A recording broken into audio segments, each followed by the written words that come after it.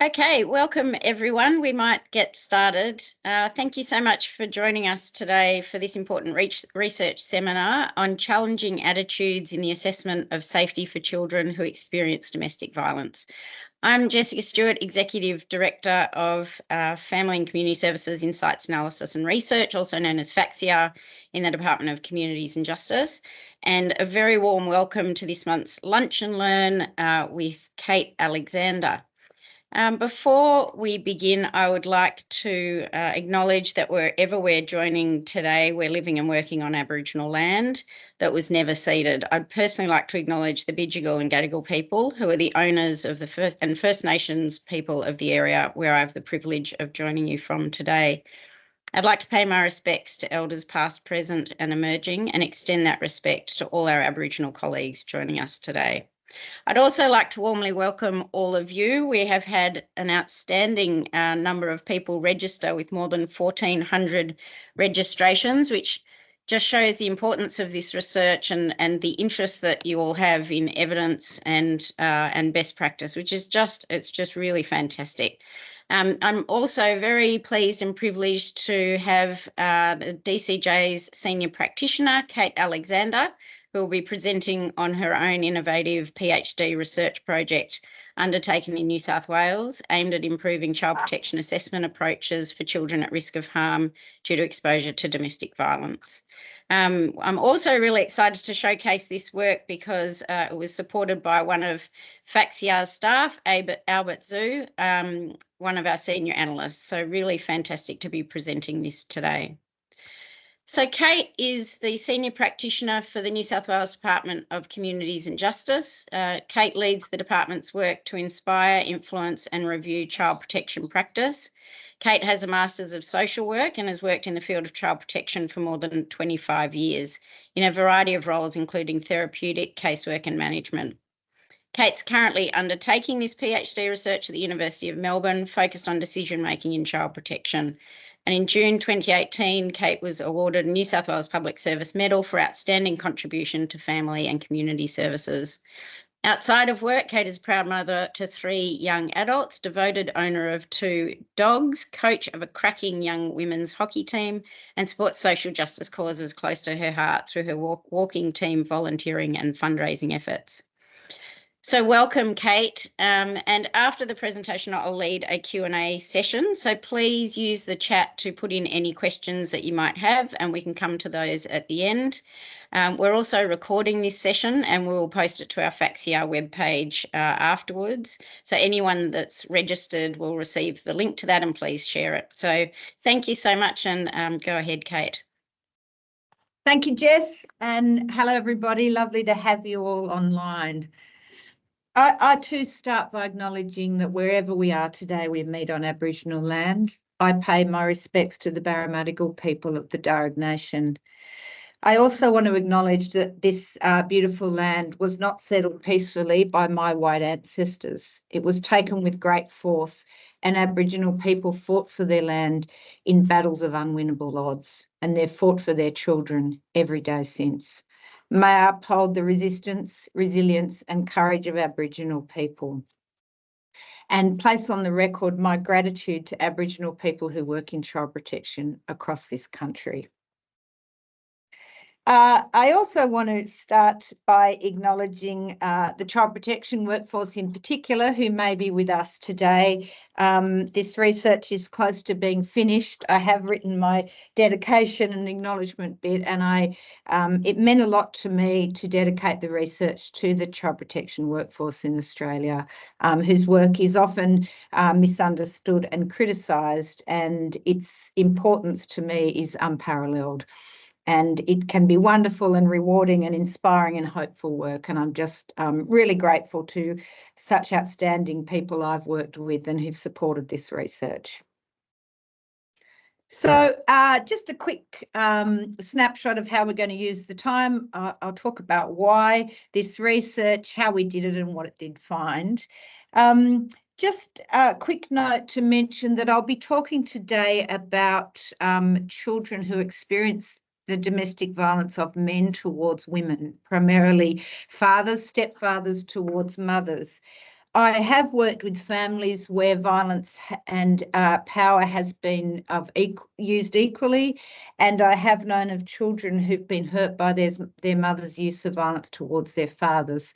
However, such presentations are not the bread and butter of child protection work, and my focus is on the much more traditional stereotypical presentation to our systems, which is women hurt by the use of men's violence.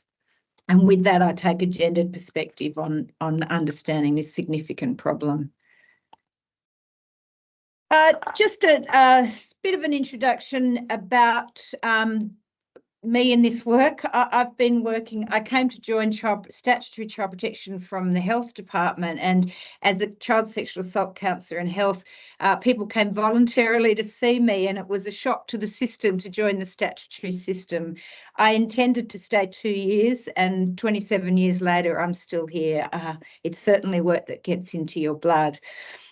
I think back on those early days and the early years when I was a casework specialist and then a manager casework, and I think a lot about the families I worked with and the decisions that stuck with me. I was working in Redfern in those years, and it was a time where child protection systems across the country actually were bringing a lot of children into care.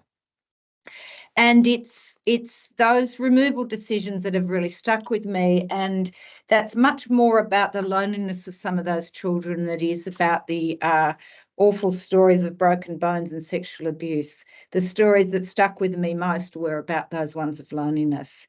And I think we asked a lot of children back then, and probably for me, it's the car trips that has stuck the most, driving children to foster care, usually in silence. And they were children that were often too young or too overwhelmed to talk, and we were handing them over to complete strangers often and driving away. And it's really the loneliness of those children that haunts me. The dangers we took them from were undeniably raw and real, but we did not know enough about how to partner to motivate parental change and harness safety in children's networks of family, community and culture. We were not yet clear on how to enact social justice in context of bleak oppression, and we were not asking families about who in their networks could help make children safe. We had a shaky grasp on expertise that was never ours to hold. We've come a whole long way since then, but some of those children we removed, and my signature is on some of those removal papers, were children that we described as being at risk because their mothers had failed to protect them. And that language is language we really have come a long way from, and we've worked very hard to turn around our removal rate and to work with children and their families to harness networks of safety. Just a brief content warning. The first story I tell, I've taken from the public record, is a horrendous and deeply upsetting story. Most of the other stories I will allude to are much more hopeful. I tell this first story for a reason, though, because it is very relevant. In 2018, Jack and Jennifer Edwards' 14 and 13-year-old brother and sister were murdered by their father, John Edwards. He hired a car so that he was unrecognisable to his children and followed them home from school, and he entered the home and shot them both. The children were found later, and within half an hour of killing his children, John took his own life. The children's mother, Olga, had separated from John 2 years previously. She had taken out an apprehended violence order, and the family court was involved to determine the custody of the children. In a sworn affidavit to the family court, Olga described that John was dangerous, controlling, a perpetrator of family violence and child abuse, and a risk to her and the children. Olga said in that statement her fear that one day she would come home and find her children dead. 6 months after the children were murdered, Olga took her own life. It's a story of attitudes, and my research was very interested in attitudes, and this story paints a good explanation as to why I was interested. In the media at the time, the first media report said, shocking, that the father kills the boy and daughter after being divorced by his wife. Notice where the blame is laid there. After Olga took her own life, the media reported Sydney mother's death following domestic violence tragedy leaves community reeling. That was the Herald. It wasn't a domestic violence tragedy. The couple had been separated for 2 years. It was a cold-blooded murder. But the way it was described is a minimising and mutualising style of language. Our state coroner, Teresa O'Sullivan, presided over the inquest into the deaths of the children and their father. And the inquest findings are on the public record, as I mentioned. And if you read through them, it's very sobering reading, but you will see a lot of examples of attitude. One of them was about the older sister of these children. John had several previous relationships. In all those relationships, women described that he's used violence against them. His adult daughter sought an order, and she wanted her father charged because he'd been stalking him. And the police said at the time that he'd only made 3 separate attempts to contact the children, and they believed an AVO would be sufficient. When she took the matter to court, the prosecutor said to her, "He's your father, can't you just sort this out amongst yourselves?" When it went to the family court with John and Jack and Jennifer, the family court consultant said that Jack does not want to spend time with his father because of violence towards him. Such information may suggest that Jack's views have been influenced by his mother. About the girl, they said Jenny's complete rejection of a relationship with her father and denial of the positive aspects of their relationship seemed somewhat out of proportion to their father's behaviour. The children consistently said they did not want to see their father and they were afraid of him. The independent children's lawyer said the mother was not thinking of the impact of the children, that for the situation to work, the mother has to participate. She has to actively participate and encourage the children to participate, and that it's the mother's obligation to both encourage and facilitate the time between their children and the father. You can see the responsibility that was being placed on the mother and the attitudes of the court, and this was the independent children's lawyer, that the children should see and should work at a relationship with their father, despite them clearly saying they didn't feel safe with him. Moving on to more cheerful stories, but understanding the gravity of those attitudes and how they impacted. One of the aspects of the response-based practice approach that I'll talk about is the importance about being curious about social responses.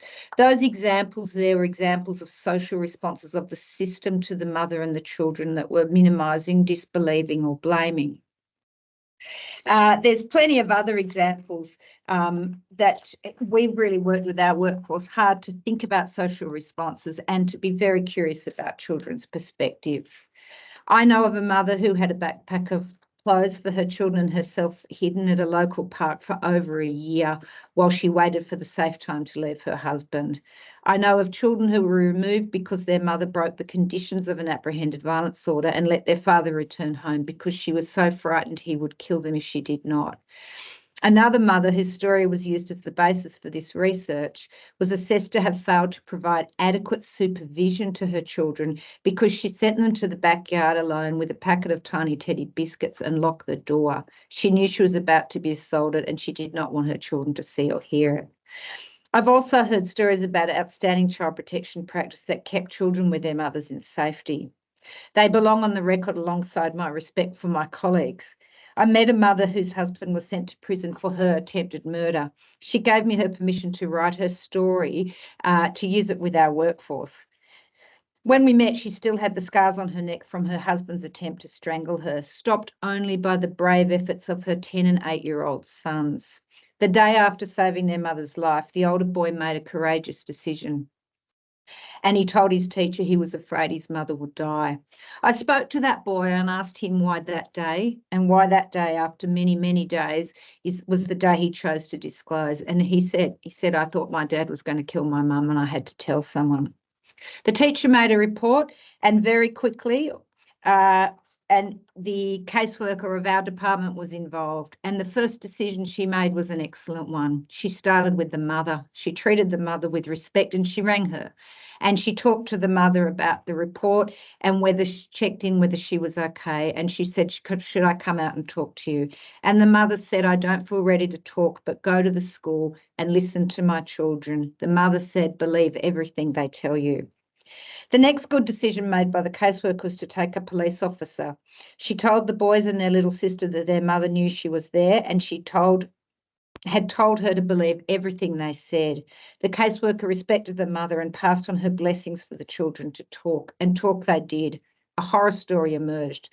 The father was arrested later that day. The following morning, the children's grandmother sent the caseworker a zip file of evidence from her home in Europe. After every assault dating back to before the children were born, the mother had sent photos of her injuries to her mother and then deleted them from her computer.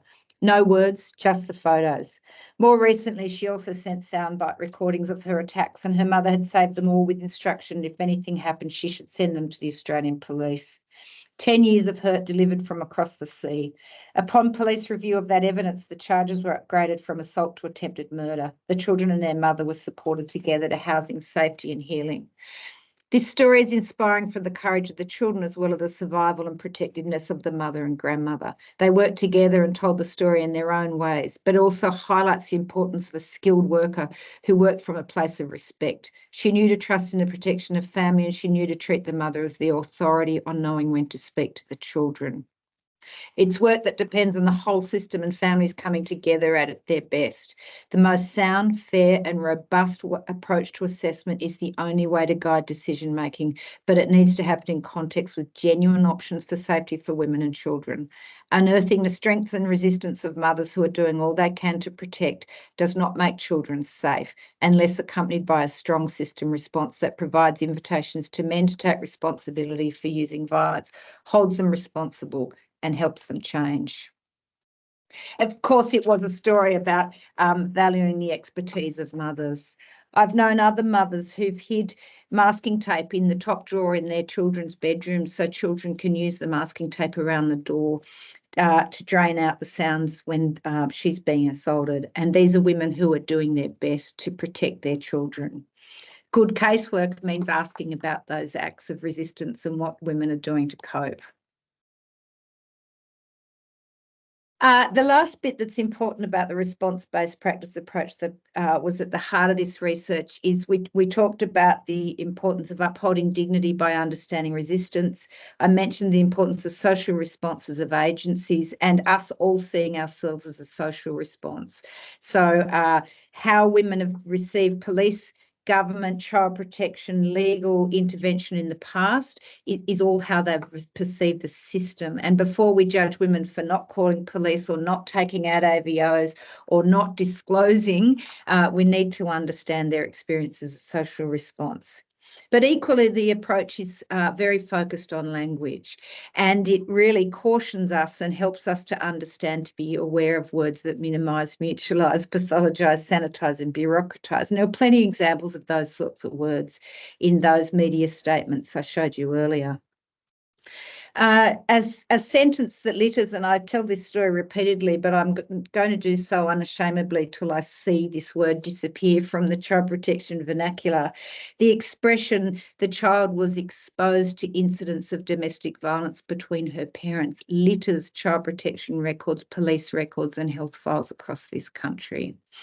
If this little girl at the age of 5 is so attuned to the awful things that can happen in her home that she is on her feet the second her father walks in the door from work, that she uses her skills and her insights and her knowledge to distract him, and that she climbs on his lap and she uses her little hands to take his face in hers and pulls his attention to her away from her mother.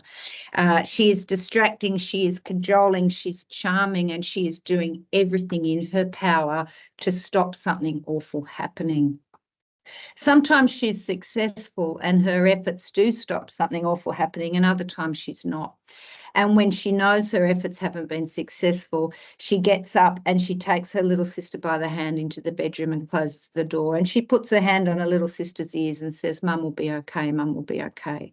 But this little girl doesn't know that her mum will be okay.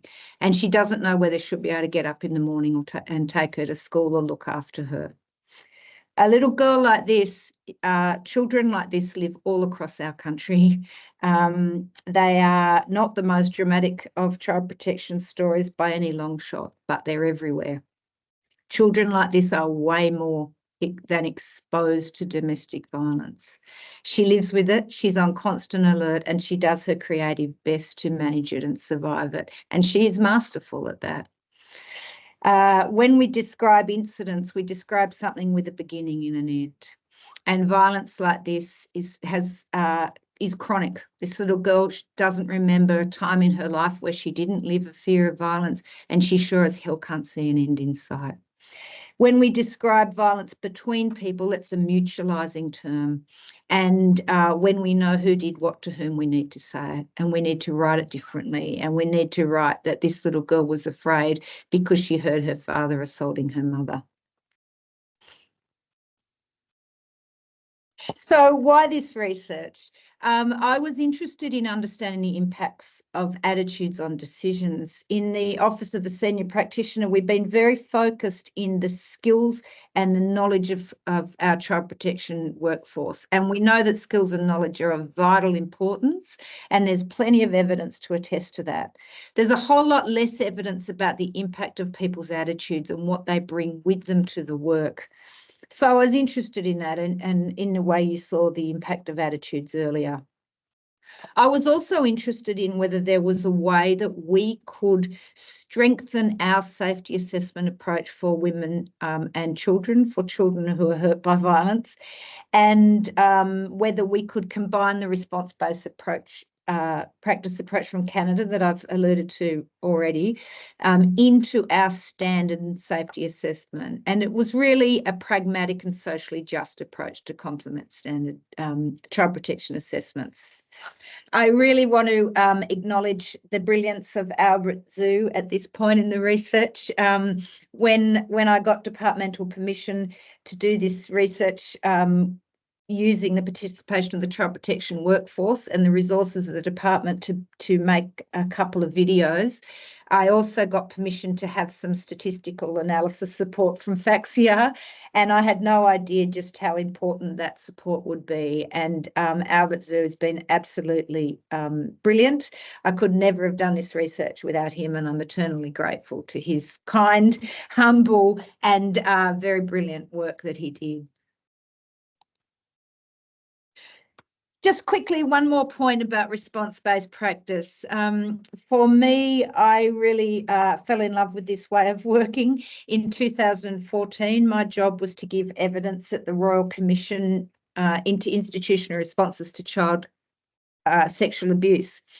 It was the Parramatta Girls' Home hearing, and it was called a bearing witness hearing, which means it was the job of the state to turn up and tune in. 17 women took to the witness box. They'd all been inmates of the Parramatta Girls' Home, and some of them were as young as 12. My job at the hearing was to represent DCJ, to give evidence after the women, to provide evidence about how things have changed, and to separate our practice from the past. That experience changed me. It changed my practice and directly influenced this research. I think I expected the horror of sexual abuse, but was unprepared for the stories about loneliness of little girls and the cruelty of isolation. After a week of sitting through harrowing evidence, I was worried about how I could possibly do justice to the courage of those women. It was not about me. I want to be clear there. The stage was theirs. But in giving evidence, I wanted to acknowledge their suffering and experiences of injustice at the hands of my department and predecessor agencies. I was also aware that my colleagues, outstanding women and men who worked tirelessly for children, were listening. I knew they would be appalled by these stories. I wanted to represent them with pride and hope. Being sorry is not an end in itself. In preparation, I turned to the writing about bearing witness by brilliant Canadians, Alan Wade and Vicky Reynolds in particular.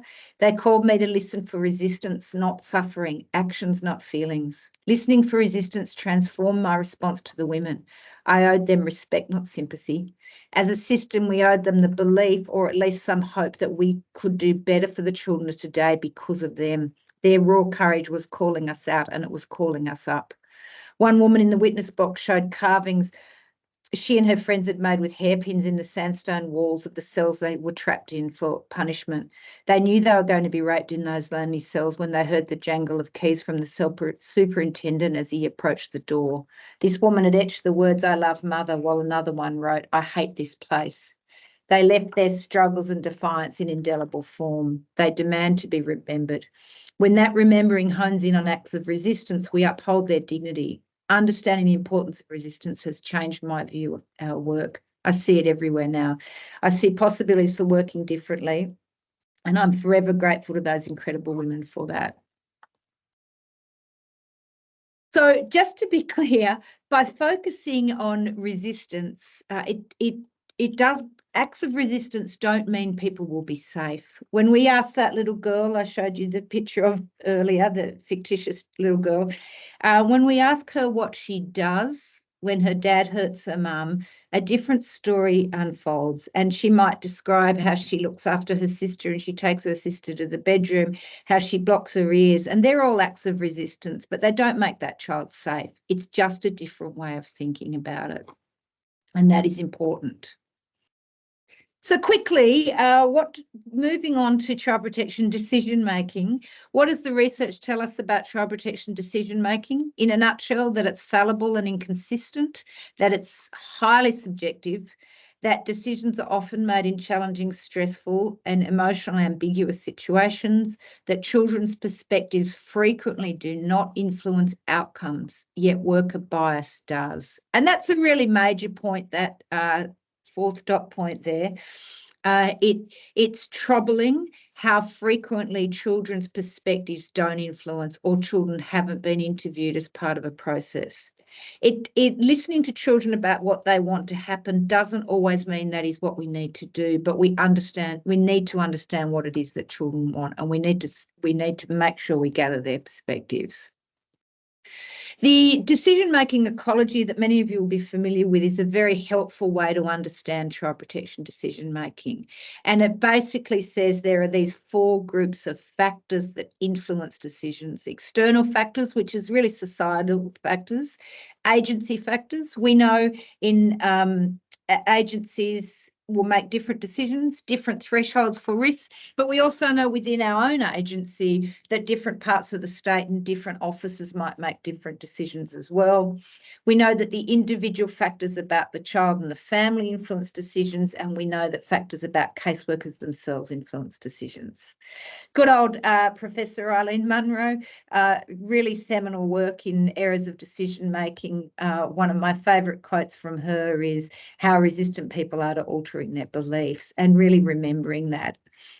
It's also worth reminding us all that however good decision-making frameworks are, and I really believe you need decision-making approaches, frameworks, guides and tools, they'll only ever be as good as the skills and the competency and the empathy and attitudes of the people using them. You could have 2 caseworkers, equally well trained, use the same safety assessment tool. Both of them could use that tool to fidelity with the same family, if you could create such an experiment, and the same set of risks, and they could come back with completely different outcomes. And that is because of the different skills, competencies and attitudes of the workers. One might have the ability to draw out the family, to create warmth, safety and disclosure, and they'll have a whole lot more information to work with. What we know about the attributes of caseworkers is just what I touched about. More experienced caseworkers, there's evidence they're less likely to remove children or require mothers to leave in domestic violence situations. The more empathic social workers are, the less resistance they were met with by families.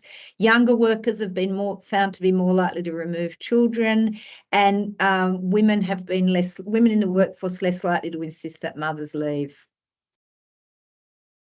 What do we know about domestic violence in Australia is that 1 woman is killed every 9 days. It takes on average 6 or 7 times for women to leave safely, and the risk of fatality increases upon leaving. Really important, that factor to remember there, particularly when you think how often child protection responses ask women to leave, but often doing so could put them in danger.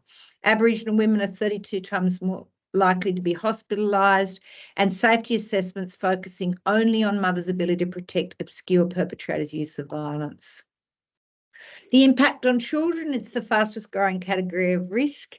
The impacts are every bit as harmful as other forms of direct abuse. Domestic violence is a reported issue for 42% of all reports where a parent is a teenager, becomes more severe every time the man repartners, and children are frequently at risk of removal if their mothers do not follow practitioner-defined solutions which do not build on strengths or insights. What do we know about the attitudes of the Australian public? So there's wonderful Anne Rose research. Check it out if you haven't. Every 4 years they run the National Attitudes Survey, and it's got some really interesting findings.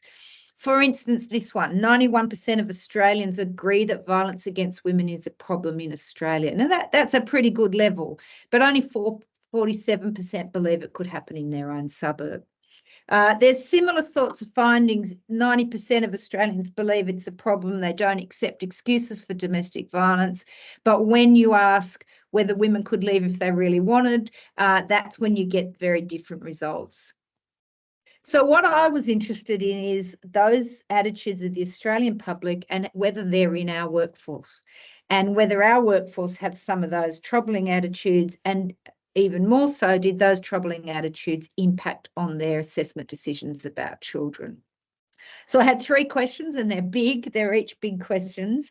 The first one was, could we integrate some of the basic bits of response-based practice alongside the structured decision-making safety assessment tool?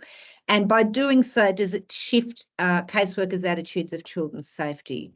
I was interested in the attitudes of the New South Wales workforce to domestic violence and whether they differed from the Australian public. And I was interested in whether attitudes and beliefs impact assessment decisions. And if so, did the integrated approach moderate that impact?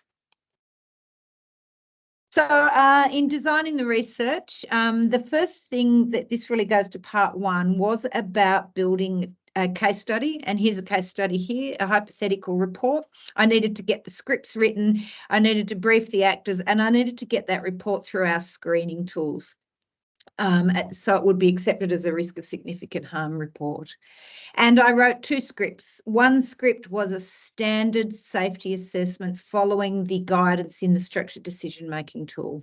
And it needed to be a good interview because I was taking up the time of the child protection workforce to watch this video, and it mattered to me that they be exposed to good practice. The second script used the same material with an additional set of 8 minutes, and those 8 minutes were 8 minutes that were true to the response-based practice approach. So it wasn't either or, it was a complementary approach that built on the standard safety assessment. In those 8 minutes, additional questions were asked that focused in on the mother's acts of resistance, treated her as an expert in the violent, and really tapped into her thought processes. So it didn't ask the mother what she did to protect the children, but it did ask questions about what was going through her mind at the time she was being hurt, and it broke the violence down into greater detail. Examples were that the mother described lying on the ground when she'd been kicked in the back. She was pregnant, and what she did in response, why she lay still, had that ever worked before. She was being treated as an expert. I then relied on 2 actors and briefed them. They weren't told they were being part of an experimental approach. They were just to learn 2 scripts. And that was how we set that up. What mattered in video A, which was the standard approach, is that it established safety to disclose. There was the questions that assessed the impact of the violence on the children. It explored the history of violence. It considered the safety of children, including their supervision, and it asked about other risk factors.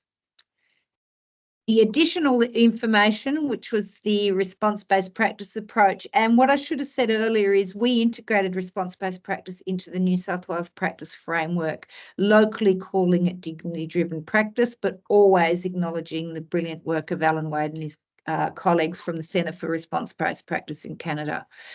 So the quality response-based practice assessment attends to language, really underlines the important premise that there is power in each moment, that people respond to and resist acts of violence, adversity and oppression, and that social responses are critical. So this was the filming. We filmed it in a lounge room, and in the top right-hand corner is the young woman who played the mother, and the bottom left-hand corner is Katie Razon, who some of you might remember from the country practice days, who played the caseworker Robin. The story is that the neighbours had reported to the police because they'd heard screaming and broken glass. They'd seen the children out in the backyard. It was a Saturday afternoon. By the time the police came to the home, the father had left. The mother was visibly injured, and the police called an ambulance. The mother didn't want to speak to anyone. She did everything she could to get them out of the house quickly. The children were observed to be sitting on the couch eating ice cream. They were physically okay, and on Monday morning a report was made to the Child Protection System. So the video interviews featured the caseworker following up that Monday and going to the home. And as I mentioned before, video A was a standard approach and video B had the additional 8 minutes. We use those videos in training now, and watching them back to back can be a powerful way of illustrating the differences in the two approaches. The second half of the research design was looking at attitudes. And so what I did, once I'd made the 2 videos, is I made a very big survey. And the survey was going to accompany the practitioners, our practitioners watching the videos. So what they did is they started the session, and what happened was that it was great because it was in 2019. We had a practice roadshow series planned. We went all over the state, my office, the OSP, and we worked with districts to put on the day of a practice conference, and I just ran the research at the first part of every day. It was voluntary. There are lots of things in place to ensure voluntary participation, including me not collecting the surveys, them being anonymous, and opt-out options for people who didn't want to participate. So when they filled in the survey, they filled in questions about their individual characteristics, gender, age, experience. They also answered some questions that I'd flogged directly from the ANROS survey. So they were questions that were interested in their attitudes to gender and domestic violence. They then put the survey down and they watched one or other of the video. The videos were randomly assigned to different practice conferences. So, for instance, everyone at Broken Hill watched the same video. And then after watching the video, they completed the second half of the survey, which used standard language to assess the safety of the children in the way we would normally use them in a safety assessment tool. I used Likert scales with 5 responses. I used the ANROS survey to benchmark, as I mentioned. And the thing about the Likert scale is that often when you use 5 response ratings, the number 3 is a neutral response. In a child protection context where I was asking workers to rate the safety of the children or the protectiveness of the mother, it wasn't right to have number 3 being neutral. So the 3 to 5 usually lean towards the positive, as in somewhat protective. But that was just all in the planning of that one. This is what the survey looked like.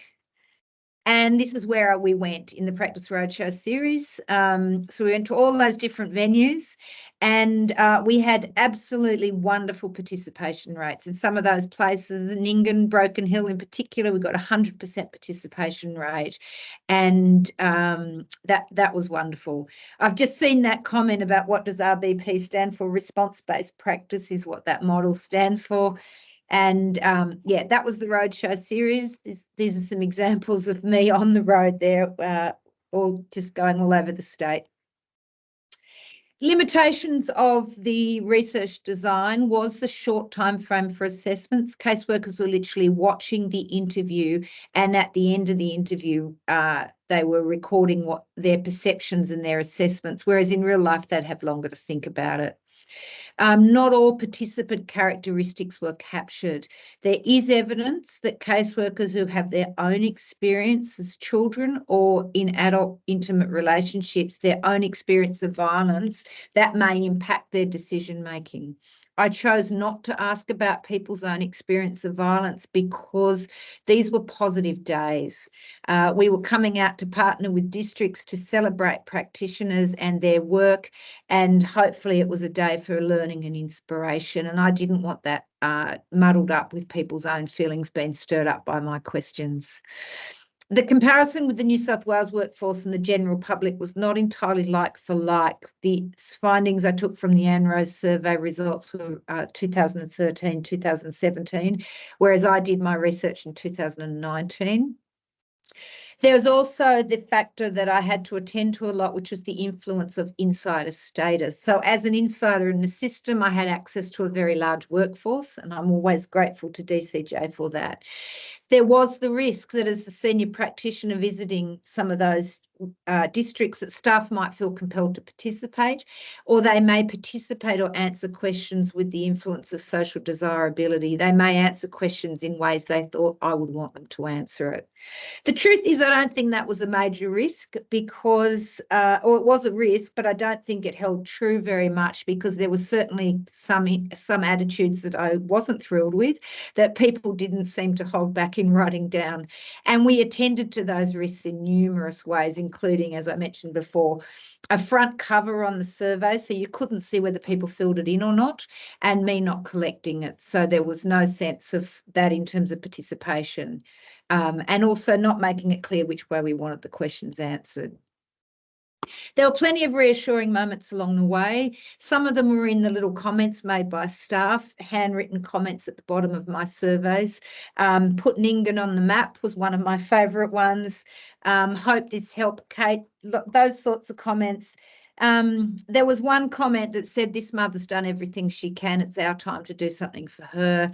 And the last reassuring moment for me in particular was the experience of the young woman who role-played the actor. She told me that when she learnt the two scripts, she couldn't really see the difference in either. But after the filming, she said when she played the mother in the standard assessment, she felt very flat and powerless and depressed at the end of it. And when she played the mother in the combined approach, she felt quite strong and inspired, like she'd been respected. What's important to acknowledge is that the mother in both role plays was open. She was cooperative with the process and she was open to answering the questions. And the caseworker in both videos was warm, and using the same footage made it very easy to control for these factors. The only difference between the two was in those additional questions that were asked, and that really mattered. And I did a lot of work to get those scripts right, and the scripts were validated. The combined script was validated by experts in Canada, and the local scripts were validated by experts in SDM and safety assessment here. And caseworkers tested the survey and they tested the scripts as well.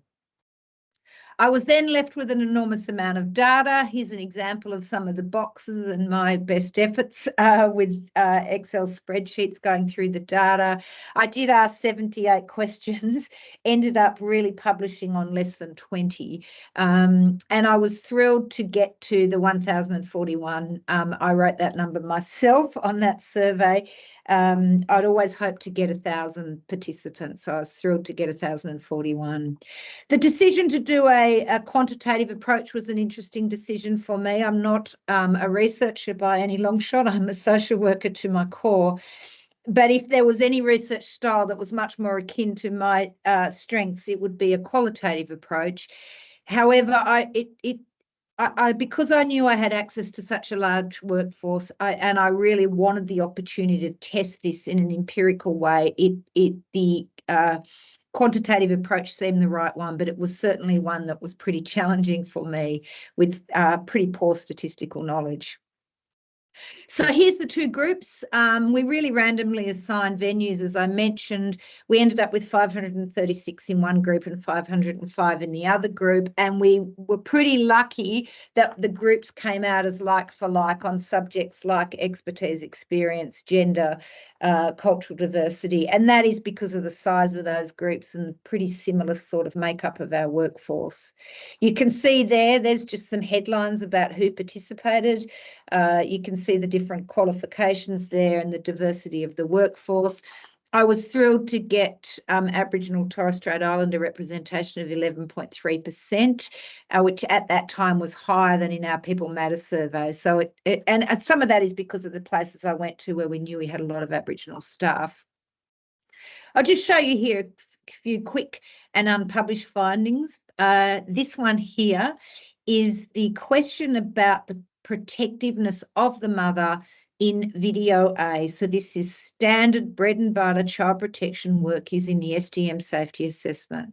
And what you can see straight out is that 55% of our workforce thought the same way, and then the other half of the workforce were at polar opposites.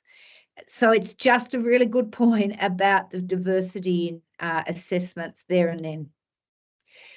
The other thing that's worth standing out here was just the confidence of our workforce in working in this area of work. The question was, when working with mothers, I'm unsure about how to undertake assessment to increase the safety for her children. 35% of the New South Wales workforce agreed with that statement. Talking about working with men who use violence, if I'm unable to locate him or he does not turn up for a meeting with him, I might feel relieved. 77.9% of our workforce agreed with that comment to some extent. When working with fathers, I'm fearful for my safety while I'm talking with him.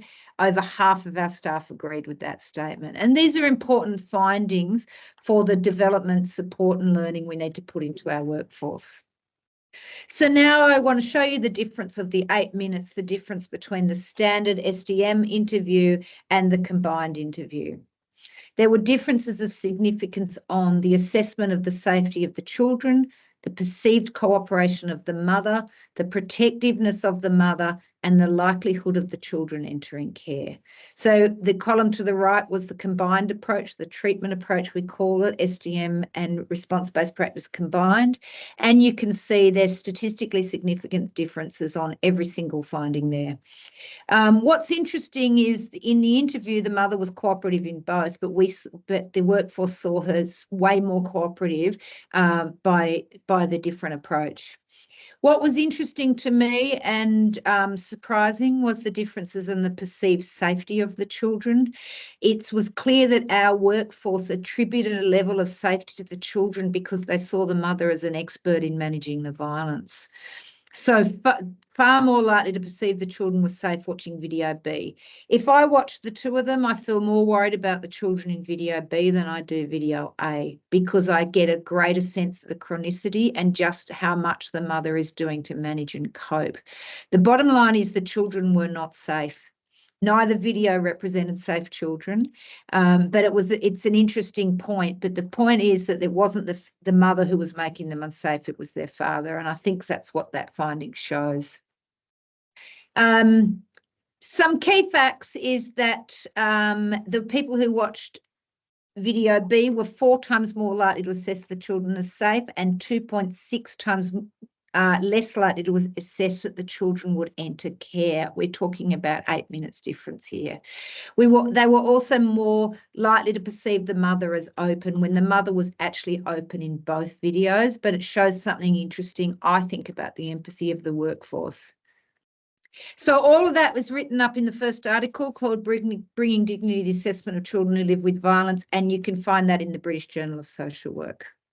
The second article was about attitudes of the workforce, and these are some attitudes that stood out in our workforce. If she really wanted to leave him, she could. 21% of our staff agree with that. I'm frustrated she's not stick with the AVO. The best way for her to keep her children safe is for her to leave the relationship. 53% said that, despite the findings I showed you earlier, that it can take women on 6 or 7 times to leave and that the risk of fatality increases upon leaving. How do our attitudes compare with the general public? What you can see is our attitudes are vastly more likely to represent contemporary evidence than the general public. Well done, New South Wales workforce. But at the same time, there's some pretty troubling findings there.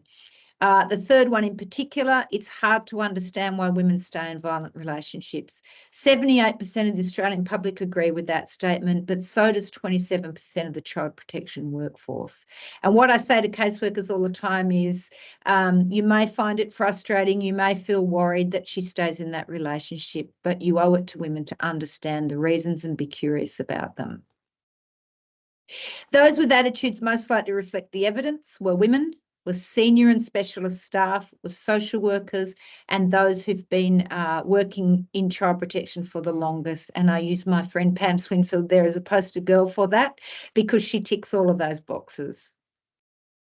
All of the attitudes and beliefs information, which I've rushed over a little bit, you will find in this article, Child and Family Social Work. It's called The Attitudes and Beliefs of the Child Protection Workforce and Why They Matter to Children. So the third point is how we combine the first two chunks of research I've described to you to ask, do caseworker attitudes impact their assessment decisions? And it was complicated research, this, because it involved building composite scoring models to group people with attitudes that we called misinformed, didn't reflect evidence, and group people with well-informed attitudes, and looked at how those groups fared in their assessment decisions in either the group treatment approach, video B, or the standard approach, video A, or the control approach. So these were the three questions that we were really interested in. Whether our workforce agreed that women going through custody disputes make up or exaggerate domestic violence, whether they think it's hard to understand why women stayed, and whether they agree that if she really wanted to leave the relationship, she could. So people who have all of those beliefs that really ascribe to myths, how did their decisions about the children differ? So there are two significant findings that at first seem contradictory. What we found is there was no association between attitudes, good, bad, or indifferent, and the assessment of the children's safety. At the same time, there was a significant association between attitudes and the likelihood of removal. So what that means, I think, is that the workforce was quite disciplined in the way it thought about safety, and they assessed safety on what they heard and saw, not on their attitudes. However, their attitudes crept in on the subject of the likelihood of children entering care, and in a way they're contraindicated, because you shouldn't be bringing children into care if their safety assessment finds them to be safe, and these were children who certainly shouldn't have been brought into care. The last bit is, did the response-based practice approach, the treatment approach, moderate the association between attitudes and assessment decisions? So that is, just in simple terms, did listening to all of the mothers' resistance management, did that challenge people's views who believed that she could easily leave or she was not credible? It did, to a certain extent. It amplified the impact on those with informed attitudes. So my friend Pam, I showed you earlier, the impact, she believed for women like her, people like her in the workforce, it amplified the impact. But the moderation effect diminishes as the propensity for misinformed attitudes increases. And it's a bit like anything, you're trying to change people's views. Climate change is a good example. There will be people at either end, and whatever you see might not really change their views. And that held true for here, but there was a moderation impact to an extent. Those agree that it is hard to understand why women stay in violent relationships was significantly more likely to indicate that children would end up in care, regardless of which video they watched. So that is a really important finding, and that question in particular had the difference. And all of that is written up in an article that is called Why Do Mothers Stay? Challenging Attitudes in Decision-Making About Children at Risk Because of Domestic Violence. It was published at the end of last year in the International Journal of Child Abuse and Neglect, which we were pretty chuffed about. And we got a lovely comment from the reviewers about it being a fascinating study, an excellent example of a partnership between the child protection authorities and academics. Outcomes is that we've been looking and bringing in attitudinal testing at the point of recruitment. We've made changes to our safety assessment approach in New South Wales so that it formally prompts practitioners to ask about and be curious about social responses and management of violence and expertise. There is no standard safety assessment approach in child protection that does that. Skilled caseworkers might do it intuitively, but we now formally slow the process down to make sure we do that. The last outcome that's a very important one is it's given us confidence in the approach of our framework and the dignity-driven practice approach in particular. final slide from me, wrapping up with a quote from Alan Wade, whose research and work has really always inspired me. And when he says, when we look at how women and children respond to and resist violence, we immediately see their existing capacities, their knowledge, skills, and their strength of spirit. We are drawn to the ways they assert their independence and resist violence. It helps us and others to see women and children as active and responding agents, rather than being passive victims of abuse. So there you have it, Jess. That was a whirlwind tour of a very big job. We've got a couple of minutes if anyone would like to ask a question. Thank you so much, Kate. It's incredibly interesting and insightful research. We do have a number of questions. We won't get to all of them, but we can provide responses to them after today if you're happy to do that. But I'll just go to a couple that have had a lot of thumbs up in terms of interest. So the first one is, did your research find any differences in attitudes towards Aboriginal families? No, but I didn't ask about that, actually. There was some differences in the way Aboriginal practitioners, in some of their attitudes to non-Aboriginal practitioners, but the only worker characteristic that held true as being different across all questions was the gender of our workers, with male caseworkers less likely to have informed attitudes than women. But I didn't specifically ask questions about attitudes to Aboriginal families.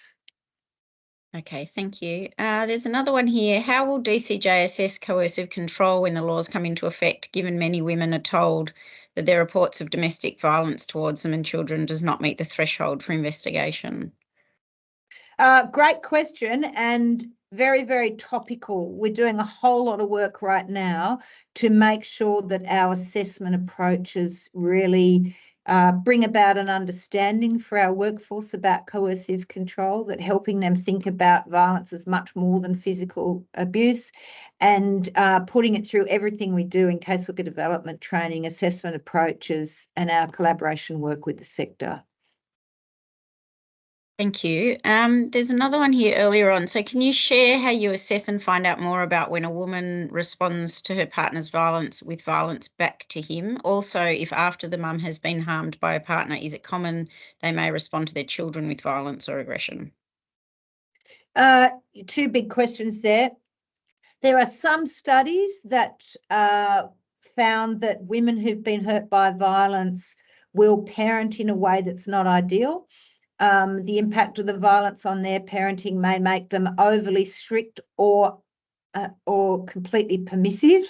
At the same time, there's plenty of studies that say that women who've experienced domestic violence overcompensate in their parenting and do everything they can to provide safety, security for children. It is important to understand with that question, though, that often men who use violence actively undermine the relationship between their partners and the children, and actively undermine her parenting role. So it's fair to say that the relationship and the mothering of women who've been hurt by violence can be compromised by living with violence for all the ways that you'd understand.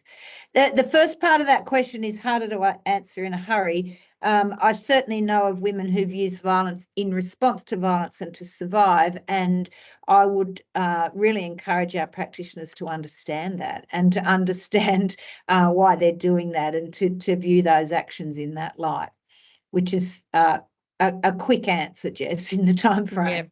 Yeah, fair enough. Well, we might need to leave it there. We only have 1 minute left, but thank you so much, Kate, for presenting your research. It's really terrific, and we'll provide everyone with the link to this webinar and any associated material in the next few days. So thank you again. Thank you all for joining. It's been a fantastic turnout, and hopefully you'll join us for our March Lunch and Learn, which is looking at how investing in human services improves outcomes and makes economic sense. So thank you, and we look forward to seeing you again.